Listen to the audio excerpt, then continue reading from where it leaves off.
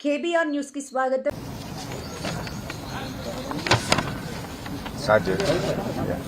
అందరికీ నమస్కారం. ముఖ్యంగా ఈరోజు పరిగి నియోజకవర్గంలో దళిత గిరిజన బలహీన వర్గాల భూములను ప్రభుత్వం పారిశ్రామిక పార్కుల పేరు మీద లాక్కునే ప్రయత్నం చేస్తూ ఉంటే ఆ ప్రజల పక్షాన పోరాడడానికి బీఆర్ఎస్ పార్టీ ఆధ్వర్యంలో ఒక నిరసన కార్యక్రమానికి శ్రీకారం చుట్టడం జరిగింది. మరి ఎందుకు ప్రభుత్వం అంత భయపడతా ఉంది? మీరే చెప్పారు, మేమొస్తే ప్రజాస్వామ్యం అనే 7వ గ్యారంటీ ప్రజలకు ఇస్తున్నాం, ప్రజలకు ప్రశ్నించే హక్కు కల్పిస్తాం, ప్రజలు ఎక్కడైనా తమ నిరసన చెప్పొచ్చు, పోరాటం చేయొచ్చు అని కాంగ్రెస్ పార్టీయే పెద్ద పెద్ద మాటలు చెప్పింది కదా. ఈరోజు ప్రధాన ప్రతిపక్ష పార్టీగా ఆ దళిత గిరిజన బలహీన వర్గాల గొంతుకగా మేము పనిచేసే ప్రయత్నం చేస్తూ ఉంటే ఎందుకు అడ్డుకునే ప్రయత్నం చేస్తూ ఉన్నారు? ఇవాళ మా మాజీ ఎమ్మెల్యే మహేశ్వర్ రెడ్డి గారిని అరెస్ట్ చేసి పొద్దున్నే మన్నెగూడ పోలీస్ స్టేషన్ తీసుకుపోయింది, అక్కడి నుంచి ధరూర్ పోలీస్ స్టేషన్ తీసుకుపోయిండ్రు, అక్కడి నుంచి ఇప్పుడు బంటారం పోలీస్ స్టేషన్ తీసుకుపోతుండ్రు. అంటే గంటకో పోలీస్ స్టేషన్ తిప్పుతారా? ఎందుకు అంత భయభ్రాంతులు గురి చేస్తా ఉన్నారు? మేము పరిగి దగ్గర ఇవాళ కల్లాపూర్ దగ్గర ధర్నా కార్యక్రమాన్ని పెట్టుకున్నాం. మేము రాస్తా రోకో పెట్టలే, ఎక్కడ ఎవరిని ఇబ్బంది పెట్టే ఆలోచన లేదు. ఆ రైతుల బాధ వినడానికి, రైతుల గోస వినడానికి కల్లాపూర్ దగ్గర మేము ఒక ధర్నా కార్యక్రమం, ఒక మీటింగ్ పెట్టుకోవడం జరిగింది. ఇవాళ ఉదయాన్నే పోలీసులు అక్కడికి వెళ్లి కల్లాపూర్లో వేసిన టెంట్నంతా కూడా చింపేయడం, టెంట్ను పడగొట్టేయడం, అక్కడ ఉండేటువంటి మహిళలను, ఆర్గనైజర్స్ అందరినీ కూడా అరెస్ట్ చేసి పోలీస్ స్టేషన్లకు తరలిస్తా ఉన్నారు. బాధితులు అక్కడికి వస్తే మీరందరూ ఇక్కడి నుంచి వెళ్లిపోండి, మిమ్మల్ని అరెస్ట్ చేస్తాం, మీ మీద కేసులు పెడతామని చెప్పి ఆ భూ బాధితులను భయభ్రాంతులకు గురి చేసే ప్రయత్నం చేస్తా ఉన్నారు. అంటే ఇదేనా ప్రజాపాలన? అంటే ప్రజలకు మాట్లాడే హక్కు లేదు, ప్రజలకు స్వేచ్ఛ లేదు, ప్రజలకు కనీసం తమ నిరసన చెప్పే హక్కు లేకుండా ఇవాళ ముందస్తు అరెస్టు చేయడం ఏంటి? మా నాయకులందరినీ పరిగిలో అరెస్ట్ చేశారు, టెంటును కూల్చేశారు, పోలీస్ స్టేషన్లు ఒక తర్వాత ఒకటి తిప్పుతా ఉన్నటువంటి పరిస్థితి ఉంది. ఇవాళ రేవంత్ రెడ్డి పరిస్థితి ఎట్లా ఉందంటే పిచ్చోడు చేతిలో రాయిలాగా అయిపోయింది తెలంగాణ రాష్ట్రం. ఇవాళ తెలంగాణ రాష్ట్రంలో ఈ రేవంత్ రెడ్డి ఎప్పుడు ఏం చేస్తాడో అర్థం కాదు.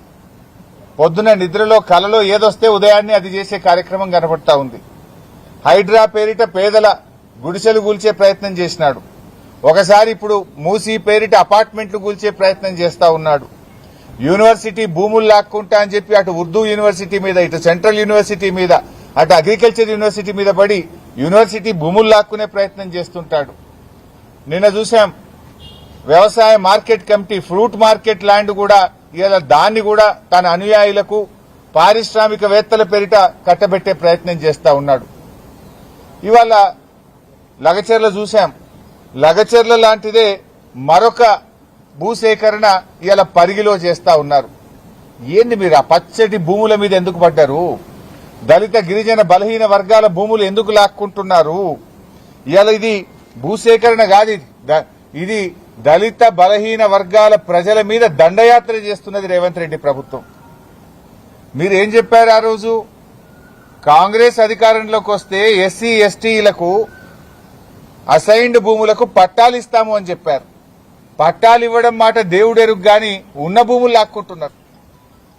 పట్టాలు ఇవ్వలే, కానీ దళిత గిరిజనుల భూములే లక్ష్యంగా పెట్టుకుని టార్గెట్ గా ఎక్కడ ఎస్సీ ఎస్టీ బీసీల అసైన్డ్ భూములుంటే అక్కడ ఇండస్ట్రియల్ నోటిఫికేషన్ ఇస్తా ఉన్నారు. రేవంత్ రెడ్డి వచ్చిన ఈ 2 సంవత్సరాల్లో ఇప్పటికే 10,000 ఎకరాలు ఇండస్ట్రీల పేరిట భూములు లాక్కున్నారు. ఇంకో 40,000 ఎకరాలు లాక్కోవడానికి ప్రణాళికలు సిద్దం చేసినారు. రంగారెడ్డి, మేడ్చల్, సంగారెడ్డి, వికారాబాద్, భువనగిరి, ఈ చుట్టుపక్కల హైదరాబాద్ చుట్టూ ఎక్కడ ఎస్సీ ఎస్టీ బీసీల అసైన్డ్ భూములుంటే అక్కడ ఇండస్ట్రియల్ పార్కులని చెప్పి నోటిఫికేషన్లు ఇచ్చుడు, భయభ్రాంతులకు గురి చేసుడు, ఇవాళ ఆ భూములు లాక్కునే ప్రయత్నం చేస్తున్నారు. మీ మేనిఫెస్టోలో చెప్పింది ఏంది? వాళ్ళకు పట్టాలు ఇస్తాం, వాళ్లకు అమ్ముకునే హక్కులు కల్పిస్తాం, ఒకవేళ ఎక్వైర్ చేస్తే పట్టా భూమితో సమానమైన ధర చెల్లిస్తామన్నారు. ఇస్తున్నారా ఎక్కడన్నా? ₹1 కోటి ఎకరం ఉన్న భూమికి అసైన్డ్ భూమి అని 10 లక్షలు 20 లక్షలు ఇచ్చి లాక్కునే ప్రయత్నం చేస్తున్నారు. ఎందుకు ఈ దళితుల మీద, గిరిజనుల మీద, బలహీన వర్గాల భూముల మీద దండయాత్ర చేస్తున్నారు అని మేము అడగడానికి వెళ్తా ఉన్నాం. మమ్మల్ని ఎందుకు ఆపే ప్రయత్నం చేస్తున్నారు? అది ముఖ్యమంత్రి గారి జిల్లా వికారాబాద్ జిల్లా, స్పీకర్ గారి జిల్లా. ముఖ్యమంత్రి స్పీకర్ గారు ఉంటే మీరు రక్షకులుగా ఉంటారా, భక్షకులుగా మారతారా?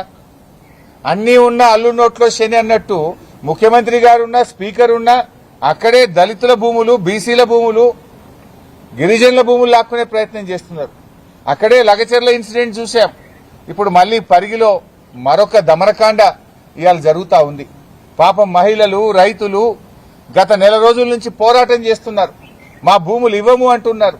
ఆ భూములను తాతలు, తండ్రుల నుంచి సాగు చేసుకుని ఆ భూమి మాకు జీవనాధారం, ఆ భూమితో మాకు పేగుబంధం ఉన్నది, మా భూమి మాకు కావాలి అంటే ఎందుకు నీ అనుయాయులకో, నీ కుటుంబ సభ్యులకో ఆ భూములు కట్టబెట్టడానికి గా భూములే దొరికినాయా నీకు? ఆ పేదలేంటే ఎందుకు పడతా ఉన్నావని నేను అడుగుతా ఉన్నా.